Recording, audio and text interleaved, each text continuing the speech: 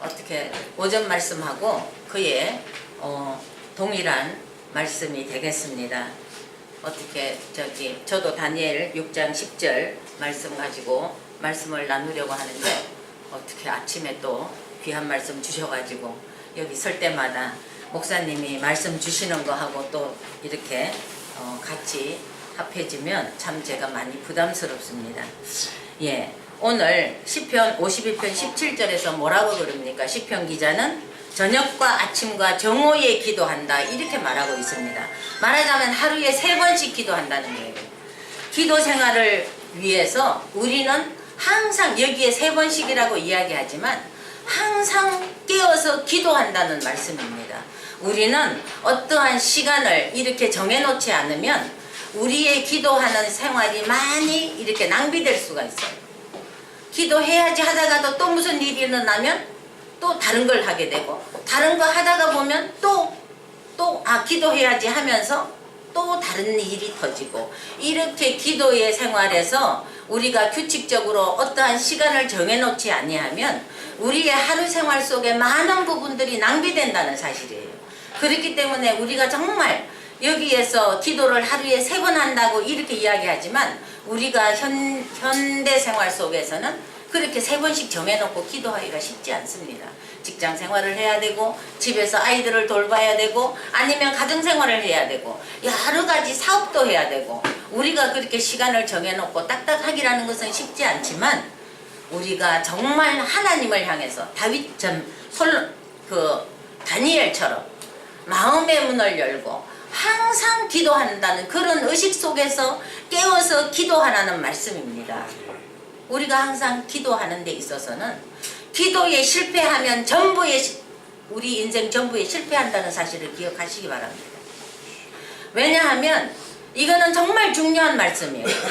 우리가 기도 생활을 하지 않고 기도하지 않고도 무엇을 얻고자 한다. 천만의 말씀이에요. 지금 당장은 그렇게 되는 듯 하지만 하나님은 그렇지가 않다는 사실이에요. 정말 다니엘처럼 아니면 우리가 지금 다윗의 지금 시편을 가지고 말씀을 나누고 있는데 다윗처럼 이렇게 우리가 다윗은 성군 중에 성군이고 하나님의 마음에 합한 사람이고 그는 하나님의 사람이라고 이렇게 성경에서 기록하고 있습니다. 그런 사람이 되기 위해서는 항상 하나님과 교제하고 다윗은 정말 많은 전쟁을 치렀지만 전쟁에 나갈 때마다 하나님 앞에 묻고 하나님께서 나가라고 그러면 나가고 나가지 말라고 그러면 멈춰섰던 이런 사람. 정말 하나님과 항상 교제하면서 깨어 구하기를 쉬지 않았던 이런 사람. 그렇기 때문에 그는 하나님 앞에서 정말 하나님께서 하나님 내 마음에 합한 사람이다. 하나님의 사람이다. 이렇게 그는 기록할 수 있는 이런 사람이 되는 것입니다. 사람이 마음으로 그 길을 계획할지라도 그 발걸음을 인도하시는 분은 하나님이라는 사실을 다윗은 온전히 알고 깨달았어요. 그리고 또 다윗은 하나님께서 정말 온 우주 만물을 주관하시고 하나님께서 나가라면 나가고 섰으라면 섰고 우리는 찬양은 그렇게 하면서도 언제나 내 자신이 먼저 앞서 나갈 때가 얼마나 많은지 모르지만 제가 이 말씀을 준비하면서 다윗에 대한 거 다니엘에 대한 거를 쭉 읽어보니까 정말 이 사람들은 기도로 무릎을 꿇은 사람들이었고 항상 기도함으로 행했던 사람이었고 하나님 앞에서 생활하는 이런 사람이었고 다윗이 비록 죄를 저질렀을지라도 그는 하나님 앞에서 하나님의 사람으로서 정말 계속해서 하나님 앞에서 철저하게 살아갔다는 사실을 알 수가 있었던 것입니다. 그리고 그는 하나님 앞에서 정말 그 기도의 응답이 되지 않았을지라도 대상 17장 18절 이하에 이렇게 말씀을 보면 그는 성전을 짓고 싶어 했잖아요. 그런데 하나님께서 성전을 너는 짓지 말고 네 아들에 대해서 지어라 이렇게 했을 때 우리는 예를 들어서 내가 뭔가 하나님 앞에서 나는 하나님 앞에 이걸 드리고 싶은데 하나님이 너는 아니야. 난 너한테는 받을 수 없어. 이렇게 한다면 그 마음이 상당히 섭섭했을 것 같아요. 그런데 대상 17장을 보면 정말 그는 하나님의 집을 건축하지 못했을지라도 하나님께서 정말 나 같은 사람을 얼마나 긍휼하게 여기셨고 이스라엘 백성들을 얼마나 사랑하셨는지를 고백하고 있더라고요. 그러면서 감사하고 있더라고요. 우리는 내 기도가 만약에 하나님 앞에 상달되지 않았다면 우리는 정말 불평하면서 하나님, 내가 이렇게 하나님 앞에 드리고 싶어 했고 이렇게 좋은 일 하고 싶어 했고 나는 정말 하나님 앞에서 이렇게 살고 있는데 어찌하여 이렇게 말할 수가 있는데, 다윗은 그리 아니하실지라도 정말 감사하면서 감사 찬양으로 이렇게 기도한 것을 볼 수가 있었습니다. 사실 우리는 하나님께서 오늘날까지 우리를 살려두실 만한 이런 가치가 없는 사람들이에요. 그런데 다윗도 그걸 알았어요. 그러나 하나님 앞에서 그는 감사했어요. 말하자면 나 같은 죄인 살리신 주님, 이렇게 생각하면서 그는 늘 하나님 앞에서 생활했고 하나님 앞에 감사했고, 그래서 그는 정말 찬양시라든지 감사시라든지 아니면 때로는 정말 원망하고 불평할 때도 있었지만 그것은 잠시고 늘 그는 하나님 앞에서 살아갔던 것을 볼 수가 있는 것입니다. 다윗이 얼마나 다윗 될 수 있었는가, 얼마나 다윗이 하나님 앞에 무릎 꿇었는가, 오늘 본문을 통해서 알 수가 있잖아요. 그는 저녁과 아침과 정오에 그는 늘 기도하면서, 다니엘도 하루에 3번씩 기도했어요. 그런데 사드락 메삭 아벤느고가 말하자면 풀무불에 들어갔을 때 하나님은 그 불을 끄지 않으셨어요. 하나님이 함께 하시면서 불을 끄지 아니하시고 함께 하시면서 그들을 살려주셨어요. 우리의 불같은 시험 속에서도 하나님은 우리의 불을 끄는, 환경의 불을 끄는 것이 아니라 하나님이 함께 하심으로 하나님이 넘어가셨어요. 얼마나 그게 말하자면 사드락 메삭 아벤느고가 기도하지 않았다면, 다니엘이 기도하지 않았다면 감히 정말 사자가 굶주리고 입 벌려 있는데 들어갈 수 있었겠어요? 기도했기 때문에 그는 말하자면 6장 23절에서 뭐라고 해요? 그는 하나님을 의뢰하였습니다. 다니엘이 민첩한 사람이라고 이야기하고 있는데, 민첩한 사람이라는 것은 그는 영이 탁월했다는 거예요. 그 사람이 똑똑해서 탁월한 게 아니라 그는 기도로 무릎을 꿇고, 말하자면 늘 행하던 대로, 그는 늘 행하던 대로 하루에 3번 하나님을 바라보고 기도했다는 사실. 그렇기 때문에 죽이시기도 하고 살리시기도 하는 하나님, 내가 죽을지라도 나는 사자의 밥이 될지라도 하나님이 죽이시면 죽이시는 거고 건지시면 건지실 줄로 믿습니다 하고 과감하게, 정말 그는 알고도 왕의 명이 변개치 않을 것을 알았어요. 그렇지만 그는 그가 정말 기도했기 때문에 사자굴에 들어갈 수 있었다는 사실을 기억하시기 바랍니다. 사자를 죽이셨습니까? 아니에요. 하나님께서 사자의 입을 봉하셨어요.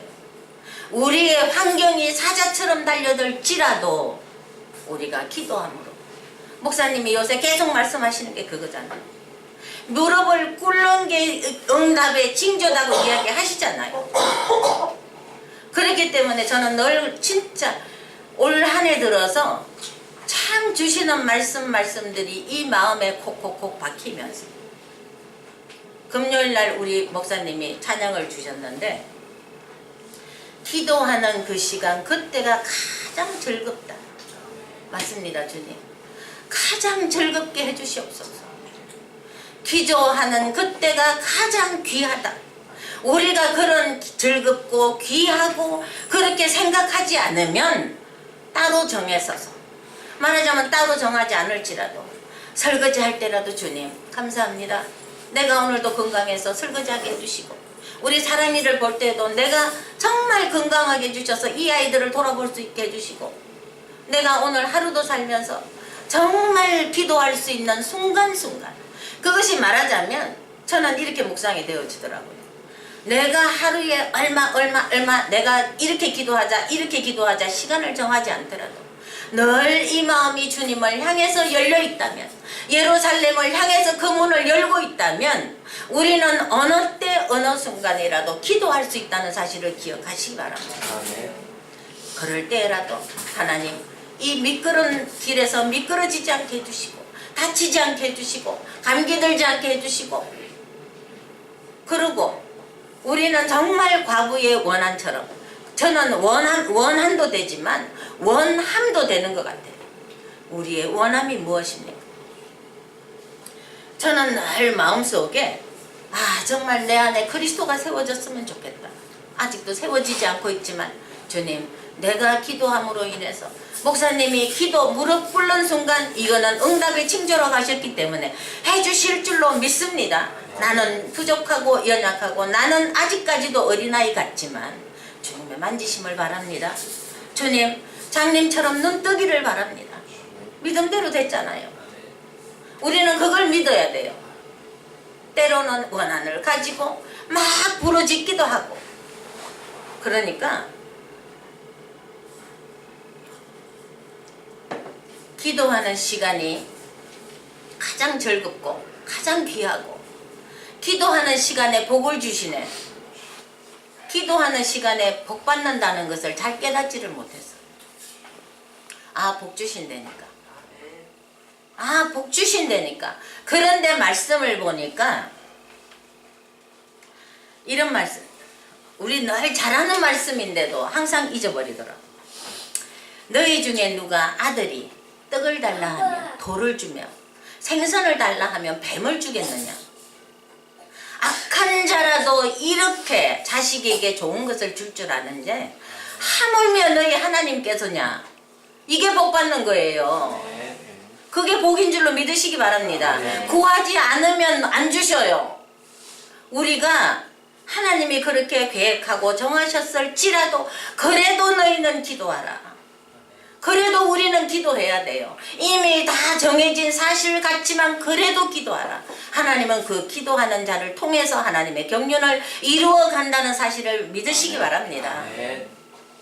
기도하지 않으면 그때가 물론 정해져 있겠지만, 기도해서 단축되는 것도 있겠지만 기도하지 않으므로 더 늦을 수도 있다는 사실을 기억하시기 바랍니다. 기도는 맞는 기예요. 정말 기도는 맞는 기예요. 여러분들이 기억하시면서